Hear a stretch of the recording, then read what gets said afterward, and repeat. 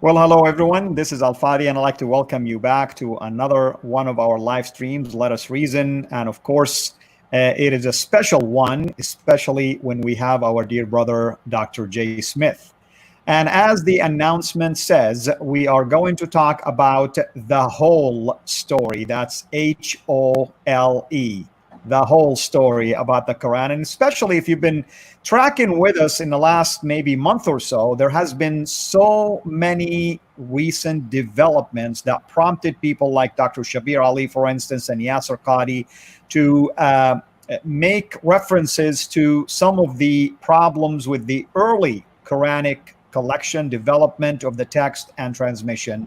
That led into a back and forth, of course, of videos, rebuttals, and so on and so forth. And of course, at the forefront of all of this, as always, our sister Hatun and our dear brother, Dr. J. Smith. And I am up and coming, of course, into this arena right now. With that said, Dr. J. Smith, thank you so much for making time for us. I know it's been a busy day for you, but we felt it necessary really just to kind of like give an update, the state of the union of the Quran, if you wish. Okay, talking about the Holy Quran, the HOLY Quran. You're right, and I think this has been excellent. To thank for bringing me on board. This is a time we've had a very tumultuous last month, and I assume that this is going to continue for quite a while. But thanks for coming aboard. You're the one I like to work with the most because, well, you get it, you understand it, and also you're from this area. You understand the area and the material that we're working very better than most of everybody else. So Dr. Smith, tell people what has transpired in the last at least 30 days, maybe even a little over, by way of recent developments concerning the early Quranic manuscript area and also the early narrative itself. Yeah, I think to understand what's happening right now on the internet, what's going on YouTube especially, you need to back up a number of years. Well, you need to back up to maybe 1400 years, maybe we should start. And you need to back up probably 1300 years to this book itself. 1300 years ago, this book was finally written down. You notice I'm not saying 1400, I'm saying 1300 for a reason. And in this book, there are three claims. Actually, there's four claims. The first claim in chapter 85, verse 21 and 22 is that this book comes from preserved tablets. It's referring to the preserved tablets. And what does that mean? Well, you need to go to any of the exegetes. You need to go to Zamakhshari, Suyuti, Baidawi, you name it. They will all tell you that chapter 85, verse 21 and 22 are referring to the preserved tablets from which the Quran is derived. So these are the eternal tablets. That's the first claim. So this is a book that is eternal. It has always been. It is uncreated, as they're saying. Then you need to go to chapter 10, verse 15 and chapter 18, verse 27. Both 10, 15 and 18, 27 says that this book cannot be changed. No man can change it. No man can correct it or delete it or accrete it or corrupt it. It cannot be changed. And then you need to go to chapter 15, verse 9, because in chapter 15, verse 9, it goes even further and says that Allah himself will preserve it. Allah himself will guard it so that no man can change it. So those are the four verses you need to go with. Chapter 85, verse 21 and 22, chapter 10, verse 15, chapter 18, verse 27, and then chapter 15, verse 9. So these four verses are very clear. Every Muslim knows this. This is why for 1,300 years, every Muslim has assumed that the Quran is the preserved word of God. But it was sent down over a 22-year period between 610 and 632 to a man named Muhammad who could not read or write. So therefore, others had to do it for him. And so when he died in 632, the Quran had yet to be been written down. So it had to be written by a man named Zayd ibn Thabit, his secretary, under the authority of Abu Bakr. That Quran then was given to Hafsa, one of the wives of Muhammad, who is also the daughter of Umar, the second caliph. She stuck it under her bed, according to the traditions. These are the traditions over here in the 9th and 10th century that give us the story. We don't know anything. Everything I'm telling you comes from these traditions over here, except for the Quranic verse itself. And that she then kept it there for about 20 years. And then 20 years later, when Uthman was in power, so we're talking about 652, mid-7th century, there was a problem up north, and there was a battle going on in Azerbaijan. And this battle, there were people that had come from Iraq. They had also come from Syria, and then also those who were from the middle part of Arabia. And they were all together battling against the Azerbaijanis. And as they were battling against the Azerbaijanis, they noticed that these people from up north, from Syria and Iraq, were quoting the Quran differently than what they had heard it quoted. And there was a conflict. There was a conflict. How is it you're quoting it different? This is not the way to quote it. This is how you're supposed to quote it. So Hudayfa, this guy named Hudayfa, comes back down to Medina and he confronts Uthman. He says, there are these people in the north from Shams, that's Syria, and Iraq. And they are, let's be careful because they are saying the Quran, they're reciting the Quran differently than the way we do it. Let's write it down in the Uthmanic dialect. Let's write it down in this dialect as the correct Quran. This will be the canonical Quran. And of course, Uthman saw some reason for that. So he gets a hold of Zayd ibn Thabit. Remember the Zayd ibn Thabit, the secretary of Muhammad, who had written that first Quran back in 632. He gets him, tells him to come, and he says, go get that manuscript that you gave to Hafsa. She's got it under her bed. Bring it here to Medina. And I'm going to give you 3 men. I'm going to give a guy named Isham, a guy named Alas, and a guy named Zubair. The 3 of you, along with you, that's 4 of you, are to rewrite the Quran in the Qurayshi dialect, the dialect that it was revealed in. So this Qurayshi dialect is the one that must be in heaven. This is the eternal dialect that's in heaven, right? Are you following that? So that's important. You bring that into this story because everything I'm telling you right now comes from a reference, a hadith that was written by Al-Bukhari over here in the 9th century, around 850 to 870, volume 6, hadith number 509 and hadith number 510. 509 is about the Abu Bakr recension that was given to Hafsa. 510 is about the Uthman recension that was written by Zayd ibn Thabit. And it's this Uthmanic recension, this one written in the Qurayshi dialect, that Zayd ibn Thabit with the other 3 write in the Qurayshi dialect. And keep repeating that. They then give it to Uthman and he sends it to every major province. Now, the major provinces, there's a huge dispute as to which ones we're talking about. According to most Muslim scholars, according to ones I've heard, he sent it. One was left in Medina, one was sent to Mecca, one was sent to Basra in Iraq, over this side. One was then sent to Baghdad, or Kufa, which is just south of Baghdad, and one was sent to Damascus. So you have 5 cities, 5 different books going to Mecca, Medina, Basra, Baghdad, or Kufa, let's say Kufa, and then Damascus. And with those 5, he then sent reciters, those who were responsible to make sure that they recited it in the Qurayshi dialect, so they got it right. And these became the master Qurans. These became the canonical text in 5 cities, 5 provinces in 652, mid-7th century. That's as far as you go. Until you come back, you follow the rest of the of what Al-Bukhari says. But that's not all that happens. Once he sends them off, he then takes all the other manuscripts.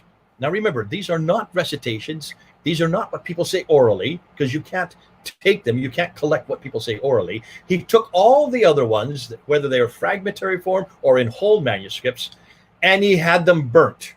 You burn manuscripts. Are you getting that, Al-Fadi? You do not burn recitations. You don't burn people's tongues. You don't burn people's mouth. You've got to burn a thing that creates carbon. And so it had to be So these were manuscripts that were different.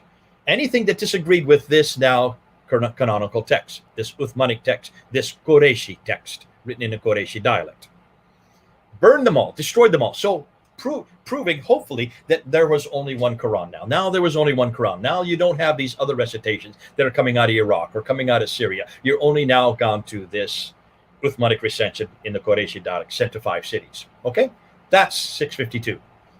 What happens next? Well, obviously, as you well know, and this is what the Muslims have been telling us, there were different ways to pronounce. Now, now here's where you can help us out, because you're a native Arab speaker. When you speak Arabic and you read a text as a Saudi Arabian, you will say it differently than someone from, say, Morocco. Am I correct? Or someone from Egypt. Am I correct? Yeah, I mean, sometimes the word itself could be said differently or pronounced differently based on a dialect, or, you know, and sometimes you can use a synonym for that word because you don't say it this way, you say it that way. Either way, if you just give me a structure of a word without dotting or any diacritical marking, you're leaving it up to me now to decide how to read it and how to pronounce it also. Okay. Now we know this in English too. He says potato, she says tomato, he says tomato, he say, you say potato, I say potato, you say tomato, I say tomato. So we have that jingle that we know. We know this. This is quite normal. I mean, the English are so proud of the fact that we Americans have never spoken English because we have yet to learn English because they are the only ones that have the repository for true English. And when you get to England, I spent 25 years there. There were about 10 different dialects within England. There was 5 different dialects within London alone. And that's why we, even in English, understand that. But do you write it the same way every time? See, in English you do, because we have consonant and vowels within the word. But that does not exist in Arabic. Help them. Explain to the people. I don't want to do it because I'm an English person. I want you to explain what's different about the consonantal and vowelization in Arabic that is different from English. Well, I mean, the way you can pronounce a word, that's one thing that could be helpful. Number two, it can really change the meaning of the word itself, anywhere from a noun to an adjective to a verb. So even the word itself can give you multiple ways of, using it in context. Let's say you can come up with multiple meanings for that particular word. And also, is it a feminine word? Is it a masculine? I mean, there's so many things. I think in some exercises, you can come up with up to probably 30 different ways of saying the exact same 3 radicals, only 3 letters. So that's why it's 3 letters. And the reason is in the 7th century, dots had yet to be invented. Vowels had yet to be created. So you had roughly between 16 to 18 letters, or 16 to 18 radicals, or 16 to 18 consonants. That's the problem. So when it was written down, if it was, let's just say Uthman did write this down in the Qureshi dialect, how would you know what you were reading unless you had dots? You need to have dots, because just one little smiley face like this could have 5 different dots. A dot above it is a na, ta, tha. 2 dots below it, ba, or ya. So 2 different letters with 2 dots below, and 3 different letters. 5 letters just with the dots. Am I correct?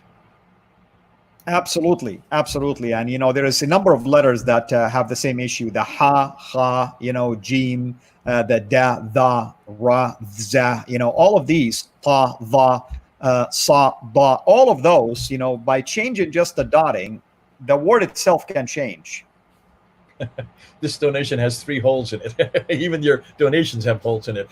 Thanks, Islam Critique. We're going to show you lots of holes here. So as we're going along, you can see there is a problem here. You cannot read the text. It was obviously that the Arabic was just too crude back then. It was just was not sophisticated enough even to read it, and that's why they had to quickly create these dots, and these dots were starting to be created. Now here's the problem. You create these dots, but if you looked at one set of 16 letters, and I look at a set of 16 letters, I would probably put it a different way than you would put it away. In fact, there's all kinds of ways. If you can just with one letter get 5 different dots, on top of that 3 different vowels, the dama, which is the u sound, the fatha, which is the a sound, and the kasra, which is the e sound.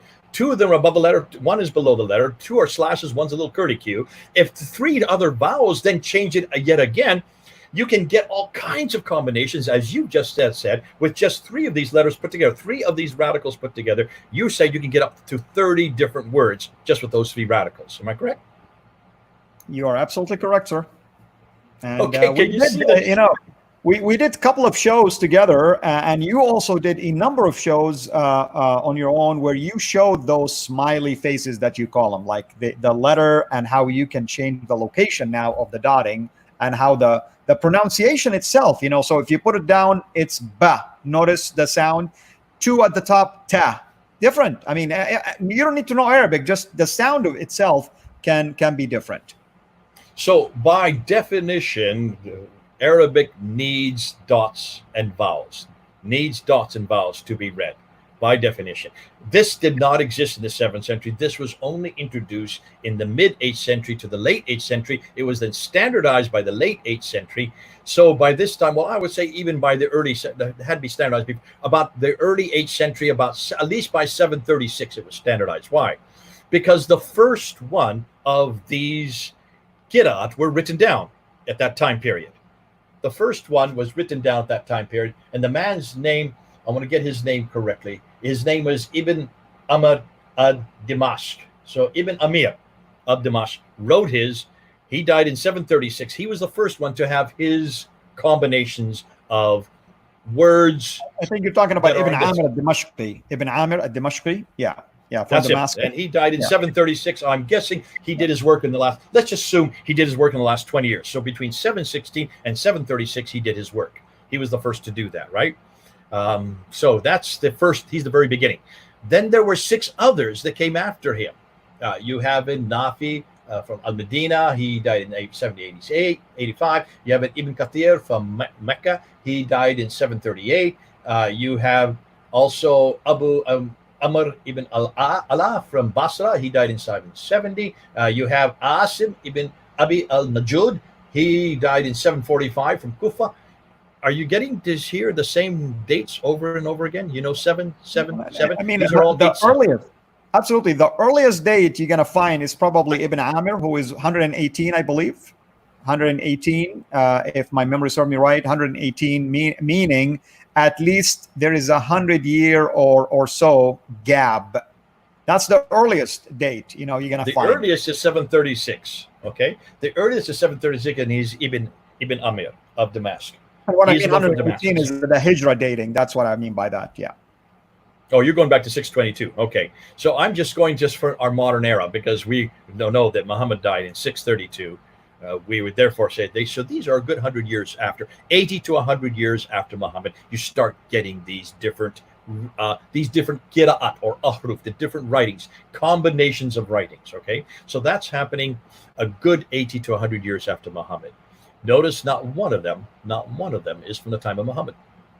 That's right. And Jay, this is a theme we're starting to uncover more and more lately, right? I mean, you look at the Petra and the Qibla, directions, and it's always a later development, always.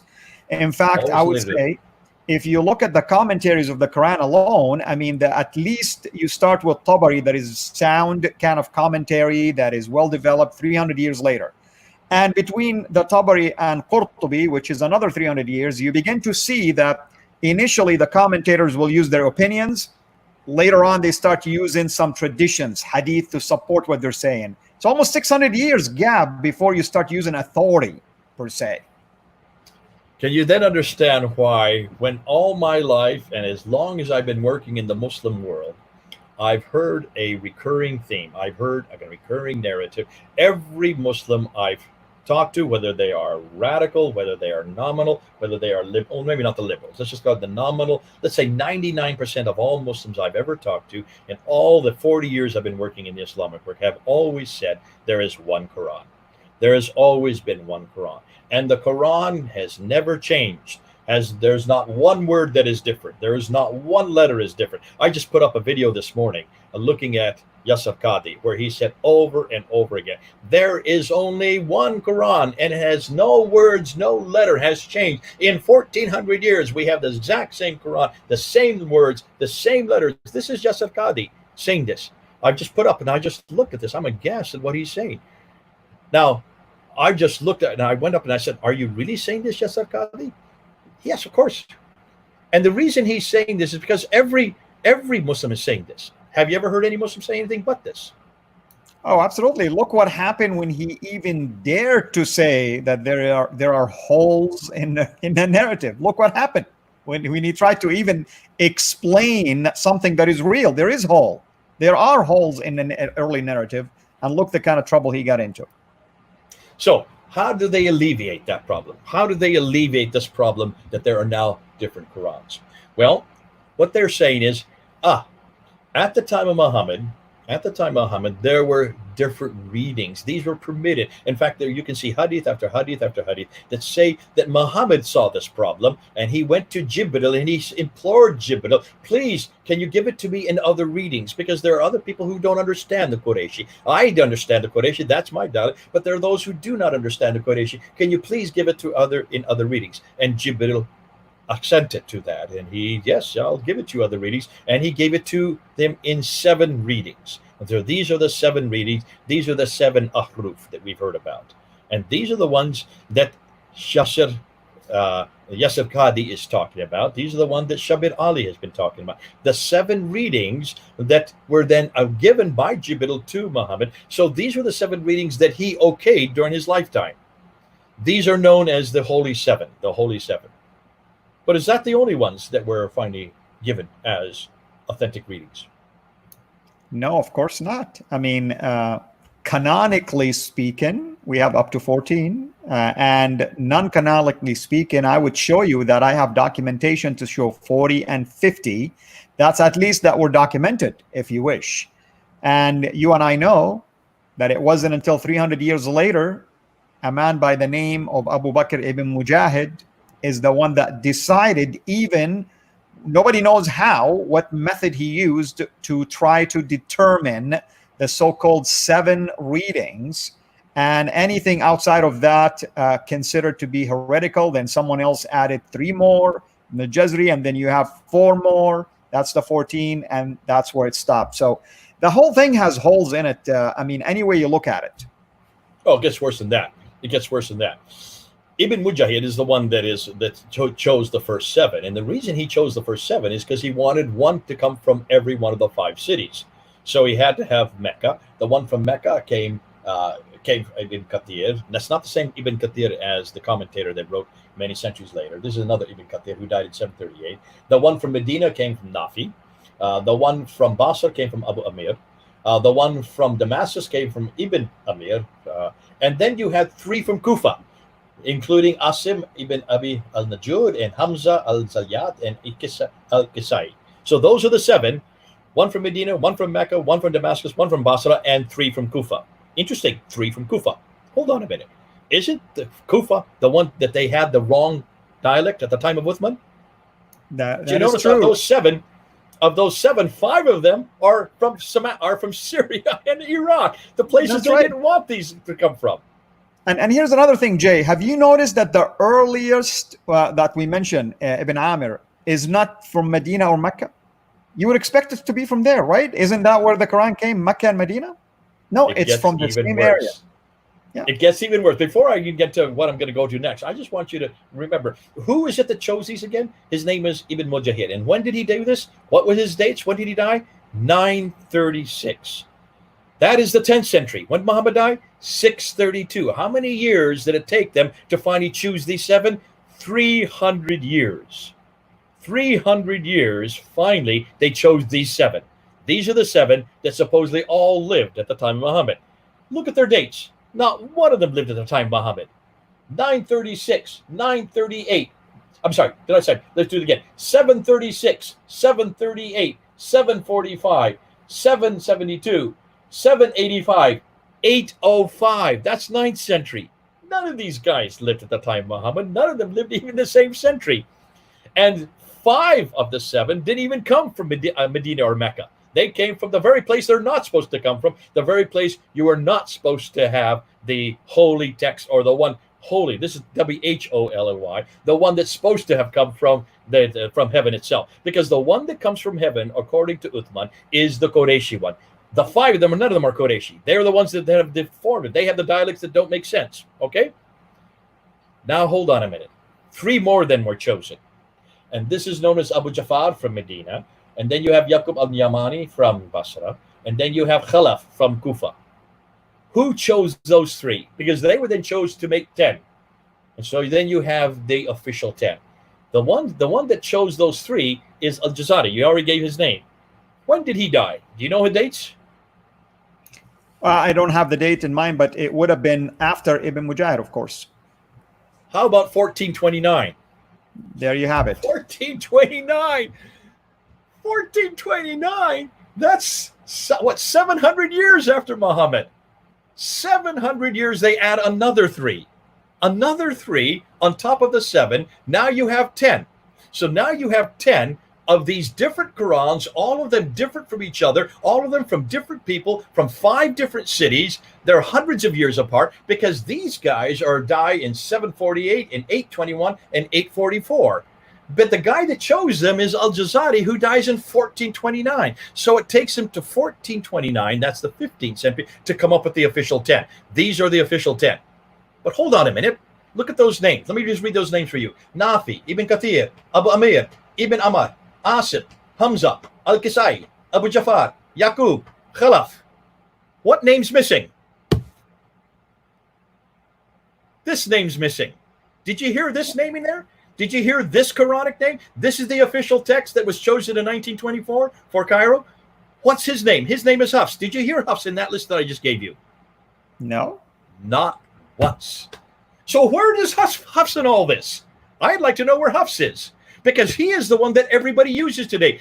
He is the one that is made official now by King Fahd in Saudi Arabia in 1985. 35 years ago, he was the one that was made official for the whole world. So I mean, the whole world now have to read this text. But he is not even part of the first 7. He's not part of the next 3. He is not part of the first 10. So where does he come in? In order to understand that, you want me to keep going here, because I'm just digging a hole even deeper for Islam. No, let me just recap a few things. I mean, I want you to take a breather because you've been working hard. Because yes, I know where you're going now, and it's going to be exciting. So here's what I want. I want to recap for everybody. By the way, thank you to those of you who are giving through the super chat. We are so blessed by your sacrifice. Thank you to the moderators. Thank you for everyone who's been watching and waiting. And we have Tatiana. She said she's watching us from the beach, man. I mean, you're going to the beach pretty soon here. So we thank you for even taking time to watch our show from the beach. You should be relaxing. All that to say, I want to recap a few things. You've heard Jay mention the story, or the traditional story, about the early collection of the Quran, starting at the days of Abu Bakr. The copy was given to Hafsa, supposedly. And then later on, the same person, Zayd ibn Thabit, was asked or commissioned by the third caliph, Uthman, to go ahead, get that copy, and restart the process. Now, we have Steve Clary here ask an excellent question. Why would Uthman rewrite it one more time when you already have a copy? And here's my other question. Why did Omar and Hafsa retain a copy unless if it was for their personal use?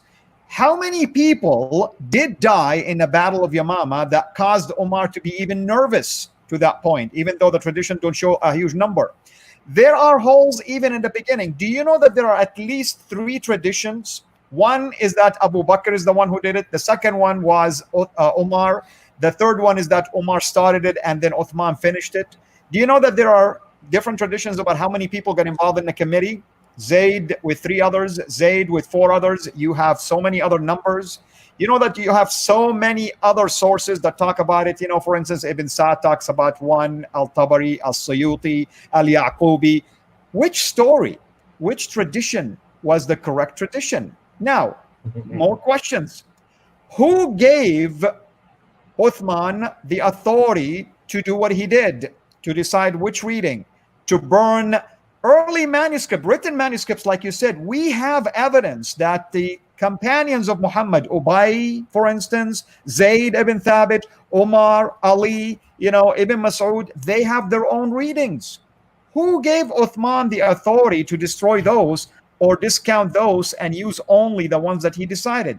Better yet, who gave Ibn Mujahid 300 years later the authority to decide which 7 he needs to use? And the list can go on and on. You notice what's going on? It's man-made all the way. All the way. Now I want to turn it over to you to talk about Hafs. Okay. And then I want to talk about Shabir Ali, about what he said 2 days ago. Because Shabir Ali is trying to he's trying to shut down all these criticisms. But he made even more problem 2 days ago with a video he put up in an interview that he should not have done with a fellow from Houston. But anyways, let's go ahead and let's talk about Hafs. So we're talking about Hafs now. We'd like to know where Hafs comes in. Well, folks, Hafs is not part of the original 7. He's not part of the next 3. So by 1429, no one knew about Hafs. Nothing is known about Hafs.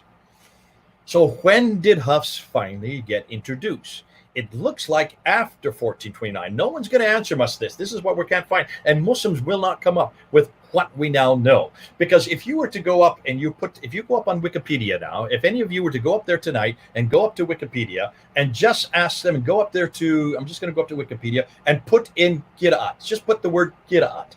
Look and see how many Qira'at that are listed there. They will have the original 7, and then they'll have the next 3 underneath it. And then over here, they'll have 2 columns. Another 20. Another 20. Who are these 20?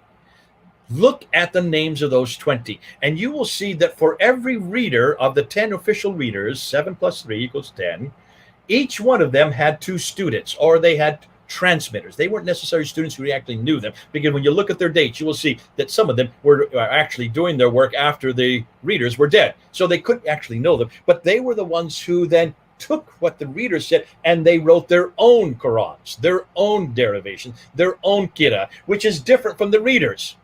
Not very good students when you don't even keep to what the reader said. You know what I'm saying? So they wrote other Qurans that were even different than the readers. Each one had 2. So 2 times 10 is 20. 20 of them.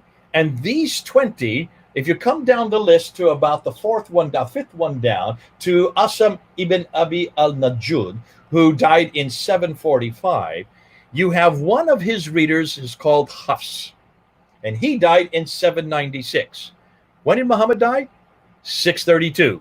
So 796 to minus 632, do your math real quickly, and you get 144 or 164. So 796 minus 632, you get 164. 164 years after Muhammad, you finally get Hafs writing his Quran. And his Quran is different than all the others. His is nothing like the other the other 29, because if you have 10 readers with each one of them a transmitter, you now have 30 different Qurans, 30 different qira'ats, 30 different ways of putting dots above and below the lines and putting little curly cues or slashes for the different vowels above and below the lines. 30 different qira'ats. Now, what Shabir Ali has said and what Yasir Qadi has said, who cares? You can get as many as you want, but remember when Muhammad Hijab put his hand out and he asked Yasir Qadi, which one are you going to write in here? Which one of these 30 are you going to write, is what he was asking. Is it going to be Hafs? Is it going to be Qalun? Is it going to be Al-Duri? I mean, Al-Duri has 2 that he disagrees with himself. Is it going to be Warish? Which one? And what did Yasir Qadi say? Please don't ask me. Please don't ask me.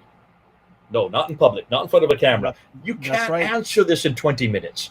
This you cannot answer. I've been working on this for 25 years. I had a crisis of faith over this way back in Yale University 25 years ago.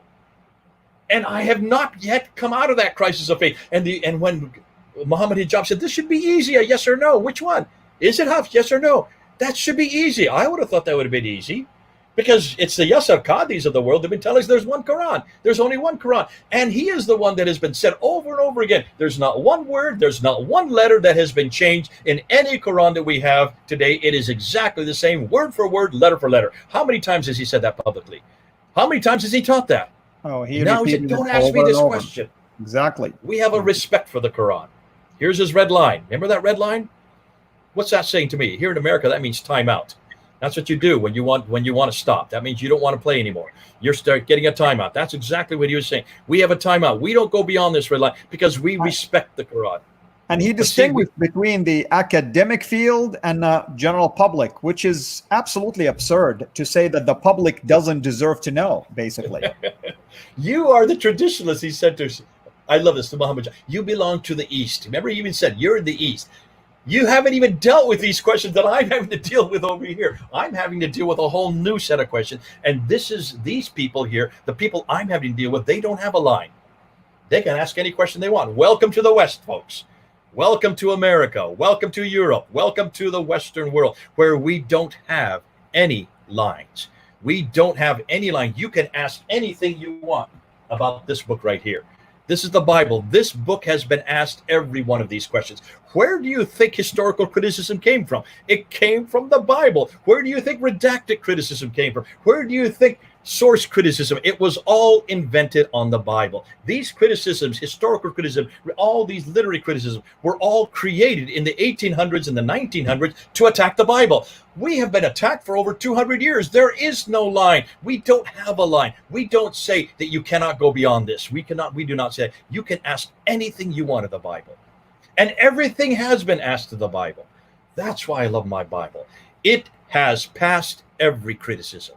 Why do you think today We could teach biblical criticism. We teach redacted criticism. We teach historical criticism. Where do you think the Muslims get all their material from for attacking the Bible? They get it from us. We are the ones that created the whole genre of historical criticism, of literary criticism. It was only created on the Bible, and it's now, for the first time, being applied against the Quran. And this is a simple question, Yasser Qadi. There is no such thing as a red line in academia. Academia, there are no lines. You can ask any question you want. And if you're going to be at Yale University, you're going to have to answer that question. So how did he answer that question? Muhammad Hijab asked him this. So what did you do? How did you answer it? Yasser Qadi says, there is only one Quran. The Quran is preserved. The Quran is guarded. The Quran has never, ever been corrupted. He just went into a mantra. The same mantra that he has said since he was yay high to a grasshopper. He just went, we know the I'm sorry, I'm desecrating the word. We know exactly how the Quran is guarded. We know that it is being preserved. We know that it is the same Quran that existed at the time of Uthman, that existed at the time of Muhammad, that existed in those eternal tablets. He just went into this mantra, and that satisfied Muhammad Hijab. Okay, so that's all it is. That's what it is. That didn't answer a thing. You cannot answer that kind of question with a mantra that you memorized since you're a little child. You've got to answer that question. And that's why Shabir Ali is a lot more honest. And that's why I like Dr. Shabir Ali. He is trying desperately to answer that question. He knows that there were many Qurans, but he didn't know this in the 24 years that I have been debating him, 24 years that I have known Shabir Ali, and all the debates we've had. Never once has he said that there was more than one Quran. Never once has he ever admitted to the Qira'at and the Qira'ats are changed. Never once has he ever said this in public, not to me at least. Not to me. He has always been very clear that there is one Quran, and that all the manuscripts, the exact manuscript that we have, whether it's the Topkapi manuscript or the Ma'il manuscript or the Samarkand manuscript or the Husseini manuscript or the Sana'a manuscript or the Petropolitan manuscript, these 6 major manuscripts, they are all saying the same thing. They are all saying the same thing. He has said that for 24 years until May 19th. Until May 19th. Until 6 weeks ago. It's about 6 weeks now. Just 6 weeks ago, he finally admitted. His sister was right there on the program. Beautiful woman. Safiya. Gorgeous woman. Has a doctorate herself. It's her show. And she asks him, so you have said all these years that there is only one Quran, but now you're saying that there are variations. How do you answer that? And he said, then he starts to answer, and he says, well, yes, we know there are variations. Yes, we know that there are different Qurans. We know that there are different qira'at, that these are different vowels and different consonants. But it doesn't change any doctrine. It doesn't change any belief. It doesn't change any practice. As long as it doesn't change the doctrine, belief, or practice. Now, that's the first time I heard him say that. I've never heard anybody say that. And I've certainly not heard Shabir Ali saying, yes, there are differences, but they don't change any doctrine. Where do you think they got that from, Al-Fadi? Where do you think that comes from? The idea that Shabir mentioned, Yeah. We have... There are evidence. variants, but they don't change any doctrine, belief, or practice. Where do you think that comes from? Well, that's the Christian way of thinking. This is hard. This is what we have been Our saying argument, for almost exactly. 200 years. We've been Folks, attacked, and we keep telling him. He's mimicking us. He's show mimicking us. Where it changed the doctrine. Just show us, where it changed the doctrine. He's having to back up. This is called backpedaling. You can see this is called backpedaling. He realizes we've got to, let's see, what can I do? Oh, let's do what the Christians have said. See, the Christians, we have said this clearly because we know that our Bible is not eternal. We know that our Bible was not set down to one man.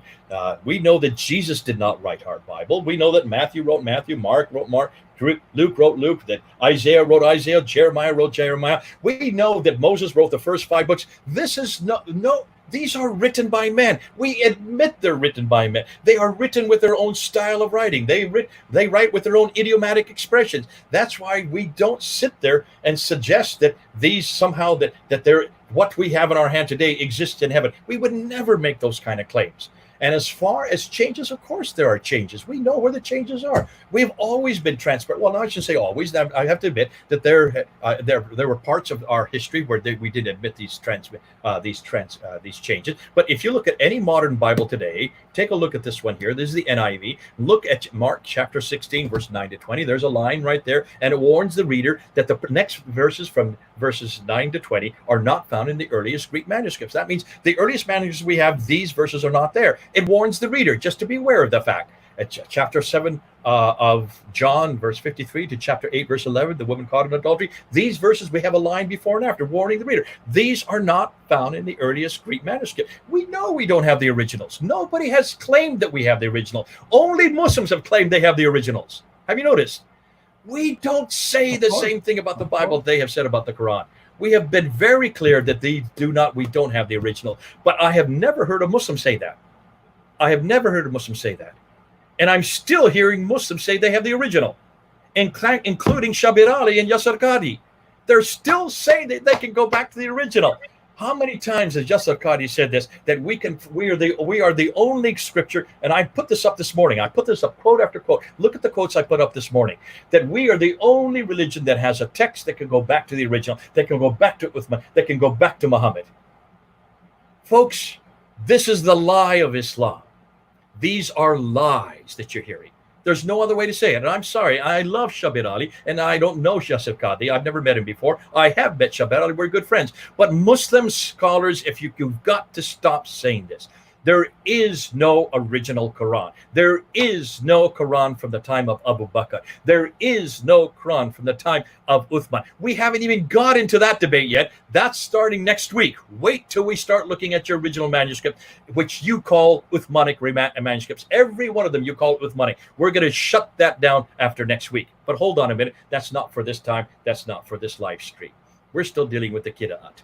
See, we're still dealing with the 8th, 9th, and 10th century. We're still dealing with really the trivial matters. This is really trivial to me because, listen, I've known that there have been many Qira'ats. I remember hearing this back in the 1980s when I took seminary, when I started about. Listen, we held up those 26 Qurans there at Speaker's Corner there in London back in 2016. We've held them up not once, not twice, but 3 different times. 3 different times we held up those Qurans. And all 3 times we got a huge reaction. Muslims had never heard this before. You can see Muhammad Hijab. He's in the crowd there the first time we held him up. He is in the crowd pulling the Muslims away. Come away, he says. Don't listen to him.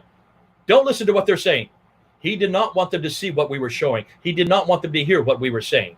He didn't want them to see this because he didn't know what to do with this. I don't think he had ever come across this before. I think he was going through a crisis of faith. I can't prove it.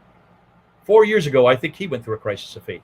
And that's why 4 weeks ago, he had to ask this question of Yasser Qadi. Just 4 years, this has been festering. 4 years. Now, he's all over the internet. This man has 270,000 subscribers on his YouTube channel. He is a big name on the YouTube channel. Therefore, you can see all these disciples of him have been asking, what are you going to do about these Qira'at that they showed there at Speaker's Corner? What are you going to do about these different Qurans? 26. We only showed 26. Hattun is now up to 37. Hattun is the one that has got all these Quran. Hattun is the one that has found every one of these Quran.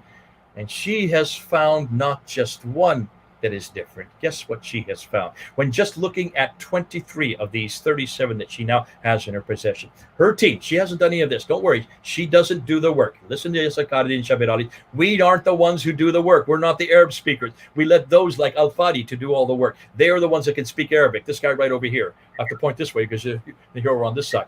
It's the Al-Fadis of the world. It's the Arabs and there are many Arabs who are helping us out, but they will not come on camera like Al-Fadi will. It's the Arabs who are looking at these variants. And guess what they have found? Just by looking at 23 of these different Qira'at, they have found 93,236 variants. 93,236 different words, different spellings, differences that are different from this book, from this one. 93,000 differences from this one. This is the standard. This is the canonical book. This is the one that was chosen in 1924 for Cairo. This is the one that was chosen in 1936 for Egypt. This is the one that was chosen in 1985, 35 years ago, for the whole world by King Fahd. This is now the canonical Quran. It is even younger than me. I'm older than this book because I'm older than 1985. Can you then understand when you compare this with the other 29? Remember, there's 30 official ones now. When you compare this with the other 29, we have already found 93,000 differences. Who are we? None of us are Muslims. Why haven't Muslims done this? Why hasn't there been one Muslim who has done the work that we're doing?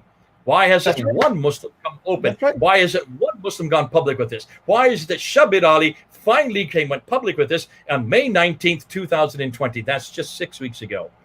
Can you see then why we're saying what we're saying? Go ahead, Al-Fadi. No, I agree with you. I mean, there are some Muslims who have a critical mind, who wrote articles, and even some of them wanted to bring this to the forefront. Some lost their life. Some were discredited immediately. Some were called non-Muslims and atheists. I mean, that's the problem that you're faced with. And I think Yasser Qadhi acknowledged the issue that the Western, basically, academia has caught up with the problem already. And it's too late now for that to be stopped. I mean, I am so thankful for people like Dr. Brubaker, who courageously published just 20 examples of the thousands that he has uncovered. Now, nowhere that you will find in this book that he ever used profanity, attacked Islam, attacked Muslims. He is just sharing his research for the benefit of those who can get their hand on it, whether Muslims or non-Muslims. Where do you think this whole push is coming from, Jay? It's coming because of a book like this, because now to be fair, this is not about Qiraat. This is not about Qiraat. Yeah, it's this is much more damning than Qiraat. This is much more damning than Qiraat. This is about the Razm text. We have yet to get into that. Muslims, you have no idea what's coming yet. And remember, Yasser Qadhi says that these Qiraat differences, these Qiraat variants, caused him a crisis of faith 25 years ago when he was there in Yale University. He has no idea what's yet to hit him. Shabir Ali has been striving, bless his heart. He's been putting up video after video. 2 days ago, he put up a 2-hour video. You need to go see it, Al-Fadi. I went and was given it, shown it, and it was an interview with this fellow who has his own show. His name is Kenny Bomer. Don't know who he is. He's from Houston. He's not really important. He doesn't know his Arabic, but Shabir Ali does know his Arabic. And Shabir Ali was asked this question about this preservation, and he went up there and he went for I just watched the first hour. I'm going to do in the second hour next. He just looked, and just the first hour, he made admission after admission after admission. He talked about how that the words, not only are there different words between these, but they're the reason they're different is because they're synonyms, and therefore, so these are synonyms because when so-and-so heard it being said this way, he heard another person saying this way. Yeah, that's a synonym. You can write it that way. So he's trying to come up with excuse after excuse. He talked about how that there are variants, that there are additions that have been added to certain manuscripts. And the reason the additions there is because they wanted to explain the situation to the people better. So that's why the additions are added later on. He's talking about letter changes. He's talking about how verses are completely changed around. So one is saying this way and the other way it's saying it this way. When you stop and think, it says, hold on a minute. I thought this was preserved completely. I thought this was guarded by Allah. I thought that this is already existing for eternality. This has always existed eternally up in heaven. How can you have different word changes? How can you have different sentence changes? How can you have synonyms that are brought in? How can you have, and then he talks about 2 other Qurans. He talks about Ibn Masud's Quran, and he talks about Ubay ibn Ka'b's Quran, and how that they were slightly different than the Uthmani Quran. But we can't trust what people say about them because these are just people who talk about them, and therefore we don't trust them because they are probably, they are not trustworthy as Uthmani, as Zayd ibn Thabit. And suddenly, he's talking about 2 other Qurans. He might as well have added Ibn Musa, because actually we know about 3 other Qurans that were written at the time of Zayd ibn Thabit, which disagreed.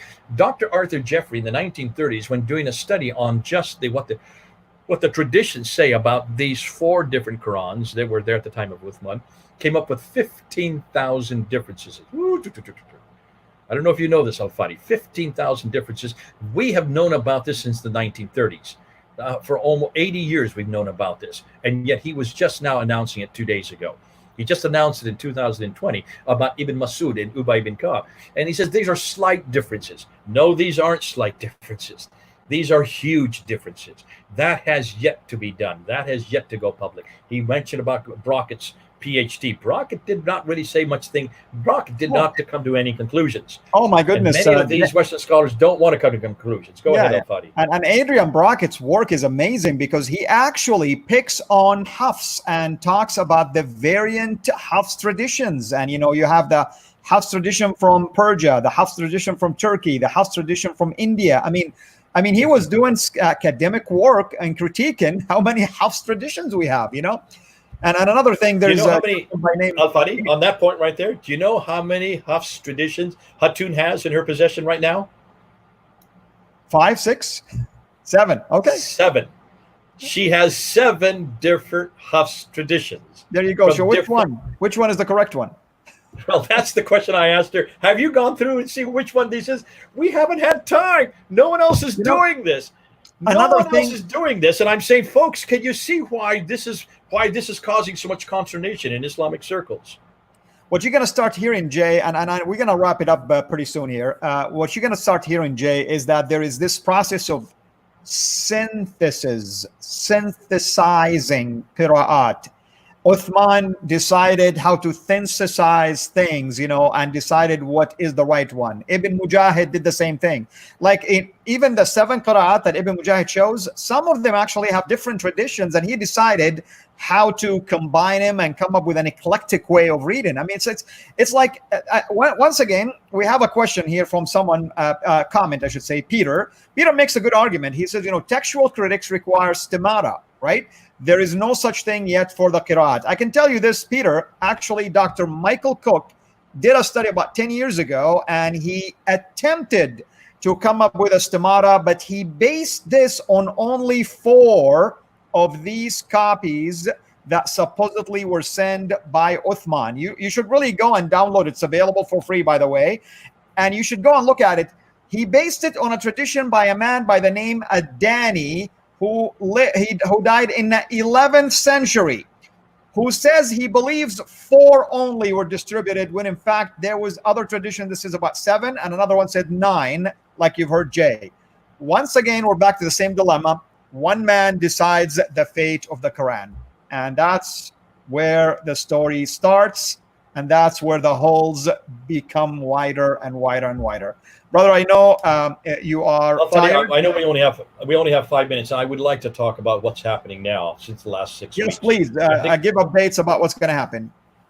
I think what's happening, and this is what's fascinating, because I've watched this trend. I remember when back in 2013, I did a debate with Adnan Rashid. We used to do these, what we call ad hoc debates. These are not formal debates. We did tens of these kind of debates. I've debated hundreds of Muslims at Speaker's Corner. And what we do is we go 5 minutes, 5 minutes, 5 minutes, 5 minutes, 5 minutes, 5 minutes. So I go for 5 minutes, then Adnan would go for 5 minutes. Then I go for another 5 minutes, and then Adnan would go for 5 minutes. And all you need is a timekeeper. So you can just get up on 2 ladders, and the crowds are huge. They love those. Back in 2013, we were doing one of these ad hoc debates on this very thing, on the manuscripts of the Quran. So we're talking about 7 years ago. And there's Adnan with his long hair and his dark glasses. He's really a resplendent sight. He used to look great with his long hair. And he looked like a Pakistani Jesus. And there he was on the ladder. And he says, Jay, we have 100,000 manuscripts of the Quran exist today. 100,000. 100,000. And I have one in my home. I have one of the Uthmanic manuscripts in my home. Now, that was in 2013. You can see I'm laughing by this time. Why would you make these kind of claims? Why would you make these kind of claims? But see, he could claim that because nobody had really studied these manuscripts. Back in 2013, we didn't have access to these.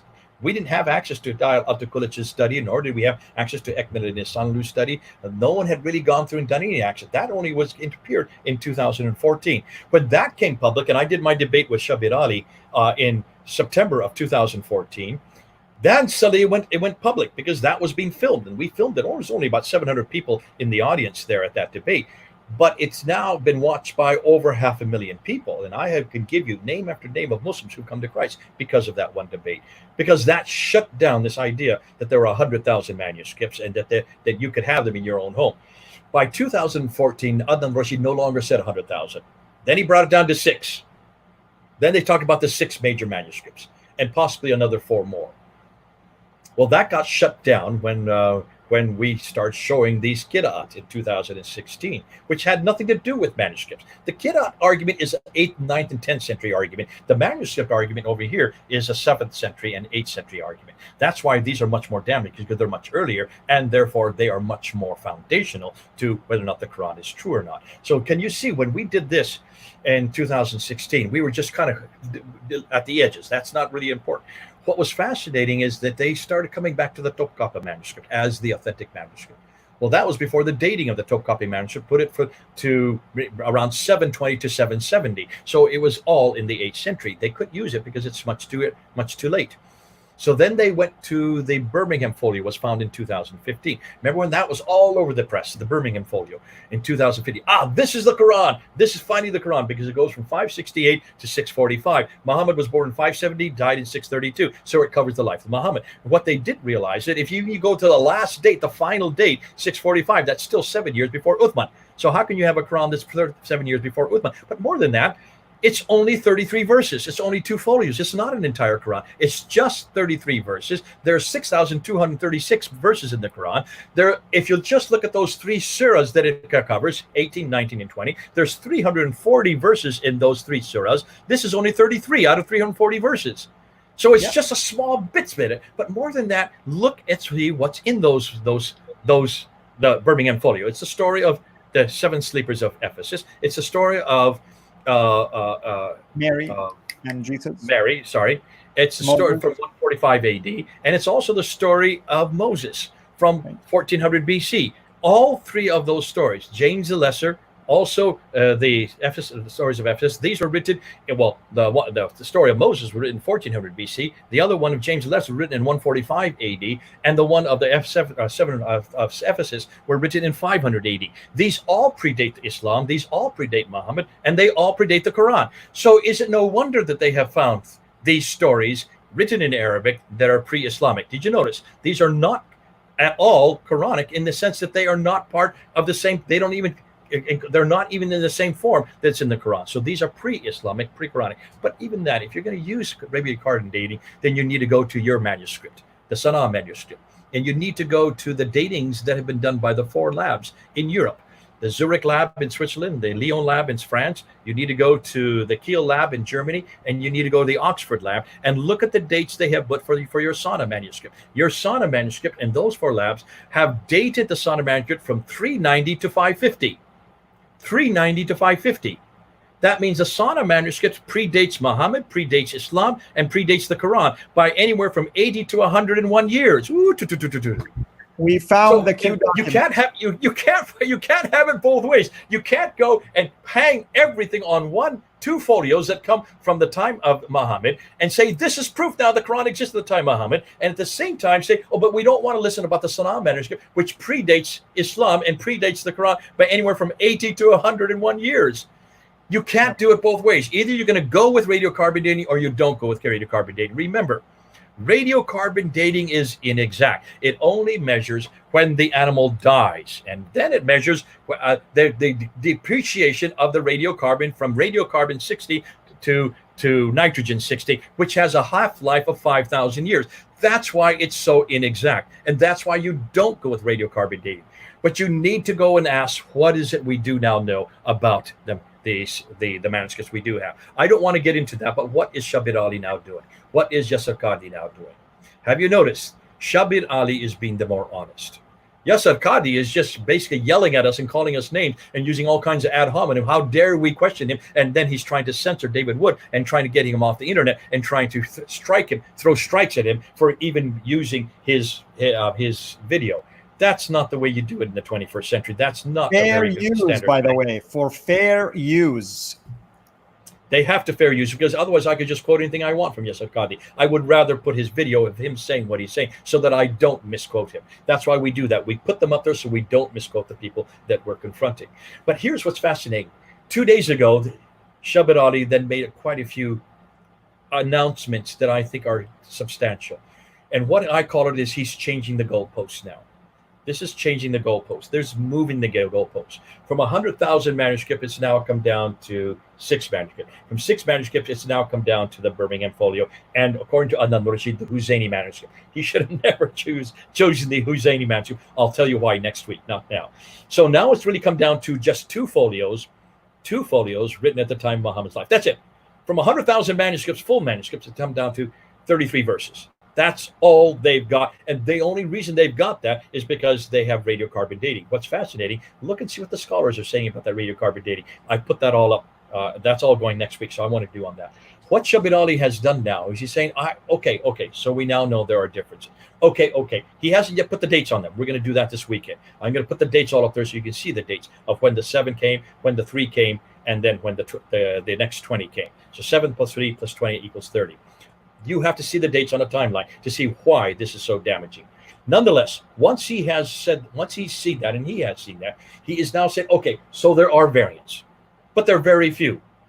And they don't change any doctrine, they don't change any belief, and they don't change any practice. That's already a huge admission. That's really saying, really, then the Quran's nothing more. It's just like the Bible. But see, the Bible, we never made these claims. You're making the claims that it's eternal. You're making the claims that it is unfettered by human hands. You're making the claims that your God protects it and does not allow any miscorrections, that he keeps it from being incorrected. That's your claims. That's your Quran that's made these claims. Now you're saying, okay, there are claims, but they don't change any doctrine, they don't change any practice, they don't change any belief. That's not good enough, because now he's saying, oh, okay, there are different words and there are different word formations, and actually there are different ways of saying it so that you can help help the reader understand.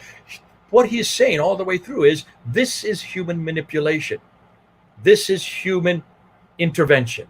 This is exactly what the Quran is not supposed to be doing. You're not supposed to have any human corrections. You're not supposed to have any interventions. You're not supposed to have any later corruptions. I don't care what year it is. If Allah is guarding it, if Allah is preserving it, then how can you have anybody, according to Shabir Ali, change it to help people understand it better? Use a synonym to help them understand it in their dialect. How can this happen with any word of God that is guarded by him?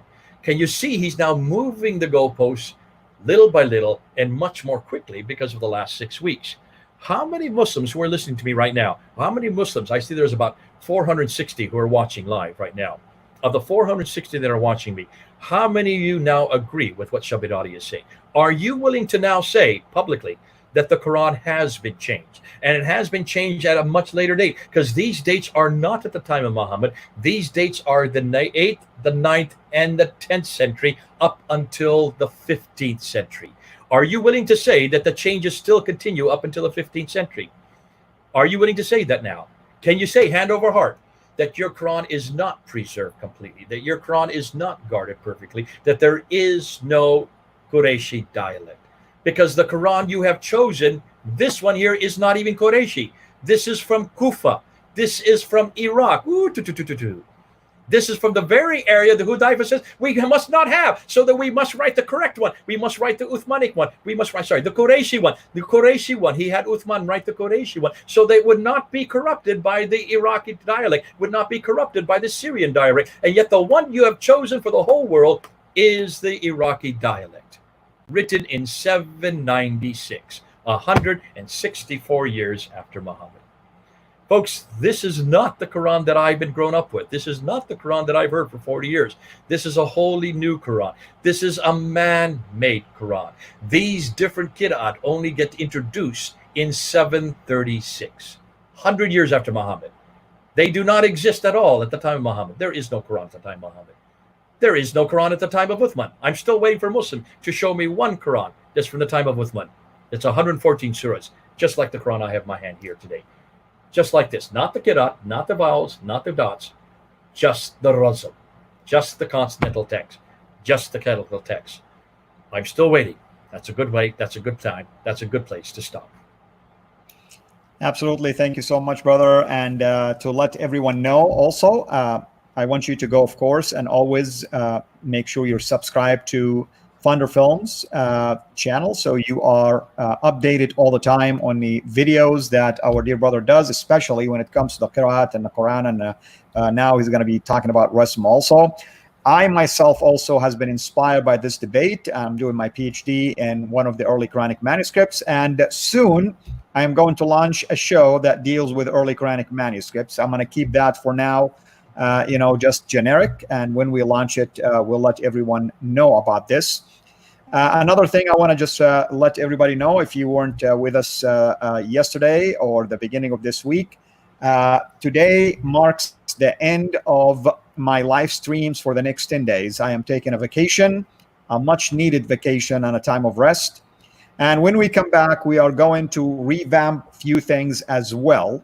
And we are going to come up with different style programs. So we will keep you posted about that. Nasser is going to join me to do jointly a discipleship program. We'll be doing the Quranic one. We'll do the live streams and so on and so forth. So we'll keep you posted about the lineup also that will be coming up. With that said, thank you so much, everyone, for your contribution. Thank you for being here. Thank you for your comment. We are always blessed by it. Make sure you share this with others and you go and subscribe also to Founder Films, because there's a lot of a wealth of information in there when it comes to the topic of the Qurans in general. And we pray that our Muslim friends who are watching today, that they will start thinking seriously about their salvation. Thank you, brother. I appreciate you as always. Thank you, everyone. God bless. Take care, and we will see you soon. Bye-bye now.